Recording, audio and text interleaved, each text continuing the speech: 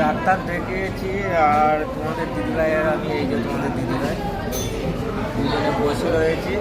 MRI করতে হবে, MRI দেওয়া হবে, সেই জন্য করে মোটামুটি বসে রয়েছি। জানি না কতক্ষণ আরও টাইম লাগবে।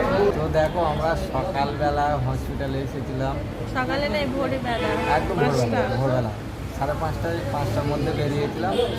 তো সারাদিন তো হসপিটালে গেল আর ঠিকঠাকভাবে পোস্ট করতে পারিনি। আর এই দেখো তোমাদের দিদিভাইয়ের হালটা দেখো। এখনো রয়েছে পিজিতে। আর আজকে আর বাড়ি যাওয়া হবে না, কারণ আমার এমআরআই হবে। মোটামুটি এমআরআই হতে রাত 12টা বেরিয়ে যেতে পারে, টাইম দিয়েছে 9:30-10টা। তাই এদিক ওদিক করে মানে রাত হয়ে যাবে আর বাড়িতেও যেতে পারবো না। কোনো বাস বা ট্রেনও আর হবে না, এখান থেকে বেরোতে 12টা বেজে যাবে। তা আজ আর বাড়ি যাওয়া হবে না। সেই কাল বিকালে। তো এখন আমরা হসপিটালে রয়ে গেলাম, কাল সারাদিনও যাবে, ঠিক আছে? তো তোমরা ভালোবাসা দিয়ে আশীর্বাদ দিয়ে পাশে থেকে টাটা, শুভরাত্রি।